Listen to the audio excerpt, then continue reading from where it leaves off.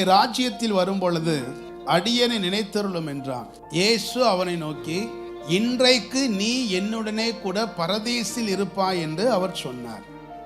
நமக்கு தெரிஞ்ச வார்த்தை. சிலுவையில் 2 கல்லர்கள், வலது பக்கம் ஒருவனும் இடது பக்கம் ஒருவனுமாக தொங்கி கல்லர்களில் ஒருவனாக கிறிஸ்துவை தொங்க விடுகிறார்கள். அதுல ஒருத்தர் சொல்லுகிற வார்த்தையை கவனிச்சு பாருங்க. நீர் தேவனுடைய குமாரனை ஆனால் நீ உன்னையும் ரட்சித்துக்கொள், என்னையும் ரட்சித்துக்கொள் அப்படிங்கிறார். ஆனா இன்னொருத்தன் கேட்கிறான், நாமோ நியாயப்படி தண்டிக்கப்படுகிறோம், இவரோ தகாத ஒன்றையும் செய்யவில்லையே. அப்படி இருக்கும்போது நீ இப்படி பேசாத அப்படின்னு சொல்லிட்டு இயேசுவை பார்த்து சொல்லுகிறான், உம்முடைய ராஜ்யத்தில் வரும்போது அடியனை என்ன செய்யும், நினைத்தருளும். அந்த ஒரு கடைசி நேரத்தில் ஏற்படுகிற உரையாடல்ங்கிறது நம்மளால யோசிக்க கூட முடியல. They are all in death bed. மரணத்தின் விளிம்பில் இருக்கிறார்கள். சாதாரணமான மரணம் இல்லை, கொடூரமான மரணம். இந்த கொடூரமான மரண நேரத்திலையும் கொடூரமான சூழ்நிலையிலையும் ஒருத்தனுடைய புத்தி கொஞ்சம் கூட மாறல. அவன் சொல்றான், உன்னை ரட்சித்துக் கொண்டு செல்ஃபிஷ் சுயநலம். இன்றைக்கு நிறைய நம்முடைய தனிப்பட்ட வாழ்க்கையிலே நிறைய பிரச்சனைகள் சிக்கிக் கொள்வதற்கான மிக முக்கியமான காரணம் சுயநலம், சுய பெருமை, கௌரவம், பிரைட், பெருமை. இந்த சுய பெருமை தான் நிறைய நேரத்தில் பிரச்சனையில் சிக்க வைக்கிறது. அந்த பிரச்சனையில் சிக்கி அந்த உச்சில் விளிம்பில் இருந்தால் கூட மனம் திரும்புகிற இருதயம் இல்லாமல் இன்னும் கடைசி வரைக்கும் தன் பெருமையிலே நின்று கொண்டிருக்கிற ஒரு கள்ளன். உன்னை ரட்சித்துக் கொண்டு என்னை ரட்சித்துக் கொள். அதுல அவனுடைய சுயநலம் அதிகமா இருக்குது. ஆனா இன்னொருத்தர் சொல்றான், நாமும் நியாயப்படி தண்டிக்கப்படுகிறோம். இந்த ரியலைசேஷன் வருது. உங்களுடைய வாழ்க்கையில எப்படிப்பட்ட குழப்பமான, கொடூரமான, நெருக்கமான, இக்கட்டான சூழ்நிலை வரும் பொழுது நம்ம நிறைய பேரை பார்க்கிறோம். பிரச்சனையோடு இருக்கிற நிறைய மனிதர்களை, நிறைய குடும்பத்தை பார்க்கிறோம். அந்த சூழ்நிலையிலையும் அந்த சுய பெருமை தான் மேலோங்கி இருக்கிறதே ஒழிய அதை புரிந்து அதில் ஒரு மன்னிப்பை பெற்று அதிலிருந்து வெளியில வர வேண்டும் என்ற நல்ல புத்தி நிறைய பேருக்கு இல்லை. கணவன் மனைவி உறவுக்குள்ளே பிரச்சனை வரும் பொழுது நீயா நானாங்கிற சண்டை தான் இருக்குதே ஒழிய நாம் எதற்காக இணைக்கப்பட்டோம், எப்படி இந்த வாழ்க்கையை ஆரம்பித்தோம், இப்போ இந்த குழப்பமான சூழ்நிலைகளை நம்ம எப்படி நிதானமாய் செயல்பட வேண்டும் என்ற புத்தி ஒருத்தருக்கு இருக்கிறது இல்லை. அது ஆஃபீஸில் வேலையாக இருக்கட்டும், பிஸ்னஸாக இருக்கட்டும், ஒரு 2 நபருக்கு இடையில் இருக்கிற உறவாக இருக்கட்டும், அந்த நிதானமாய் யோசிக்கிற புத்தி, அந்த ரியலைசேஷன், அந்த புரிதல் நிறைய பேருக்கு வருகிறது இல்லை. ஆனா இந்த கள்ளனுக்கு வந்துச்சு. நாமும் நியாயப்படி தண்டிக்கப்படுகிறோம். நம்ம பண்ண தப்பு, நம்ம பண்ண அக்கிரமம், நாம் பண்ணின அநியாயம், அதற்கான தக்க பலனை அடைகிறோம். இவரோ தகாத ஒன்றையும் நடப்பிக்கவில்லையே அப்படின்னு சொல்லிட்டு இயேசுவை பார்த்து அவன் ஒரு ஜெபம் பண்ணுகிறார். முதல் வார்த்தை, இயேசு ஜெபம் பண்ணுகிறார். அவருடைய இருதயத்தில் அந்த கம்பேஷன் இருக்கிறது, மனதுருக்கத்தோடு ஜெபம் பண்ணுகிறார். இங்கே கள்ளன் இயேசுவை பார்த்து ஒரு ஜெபம் பண்ணுகிறான். உங்களுடைய ராஜ்யத்தில் வரும் பொழுது அடியனை என்ன செய்யும், நினைத்தருளும். It's a last minute, last second, கடைசி வினாடி, கடைசி தருணம்.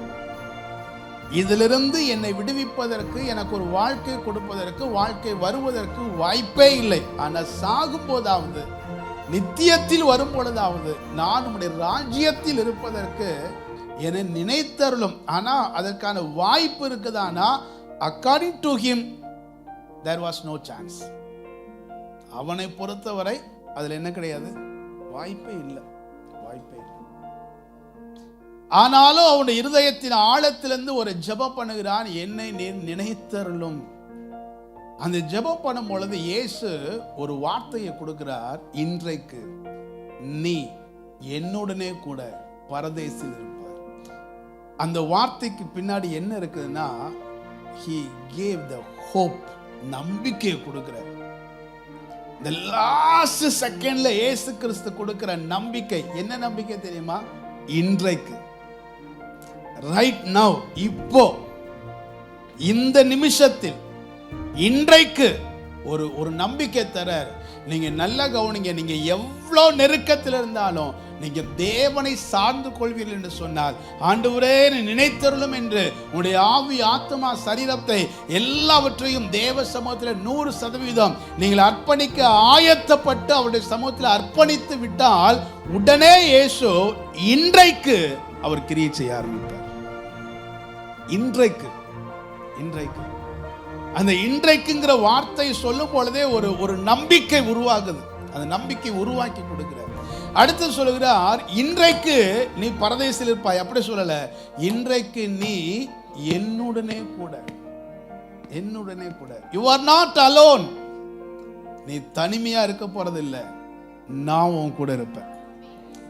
என்ன ஒரு நம்பிக்கையின் வார்த்தை! இவரை சிலுவையில தொங்கிட்டு இருக்கிறார். நான் உன் கூட இருப்பேன்ப்பா. I am there for you. நான் உனக்காக இருப்பேன். நான் உன்னோடு இருப்பேன். நம்ம ஏற்கனவே ஒரு முறை செய்து சொல்லும்போது சொல்லியிருக்கோம், எனக்காக நிற்கும் தெய்வம் என்னோடு இருக்கும் தெய்வம். ஆமே, உங்க இருதயத்தில் கை வச்சு சொல்லுங்களேன், எனக்காக இருக்கிறார் தேவன், என்னோடு இருக்கிறார். இந்த ரெண்டையும் மறந்துடக்கூடாது. இன்றைக்கு நீ என்னுடனே கூட எங்க இருப்ப?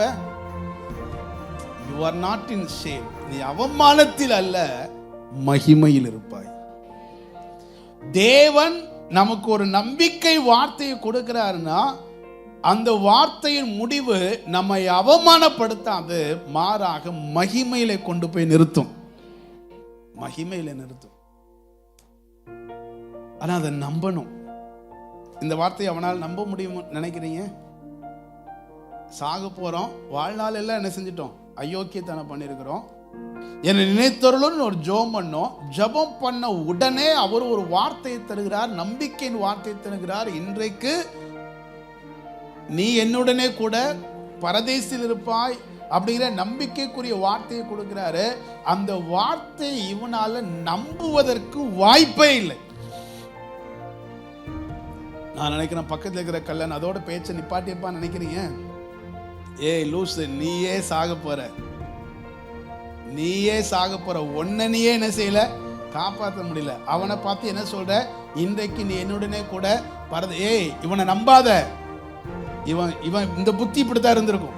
இவனை என்ன செய்யாத, நம்பாத. நீ சர்ச்சுன்னு இத்தனை வருஷம் போயிட்ட, என்றைக்கும் செய்யாத ஆண்டவர் இந்த வருஷமா உனக்கு செய்ய போறாரு. என்றைக்குமே நடக்காத விஷயம் இந்த வருஷத்துல நடந்துரும் நினைக்கிறியோ? இல்ல, ஆண்டவர் சொல்லியிருக்கிறார், இன்றைக்கு இந்த வருஷத்துல நான் உன்னுடனே கூட இருந்து உன் அவமானத்தை மகிமையாய் மாற்றுவேன்னு சொல்லியிருக்கிறார். வாய்ப்பே இல்லப்பா. சூழ்நிலை பார்த்த வாய்ப்பு இல்லை, நிலைமை பார்த்த வாய்ப்பு இல்லை. நீ நம்பாத. சத்தம் உங்க செவிகளை துணித்துக் கொண்டே இருக்கும். ஆனா அதை தாண்டி துணிக்கிற அந்த நம்பிக்கையின் சத்தமாய் துணிக்கிற தேவ வார்த்தைக்கு உங்களுக்கு செவி கொடுங்கள். இன்றைக்கு நீ என்னுடனே கூட பரதேசி.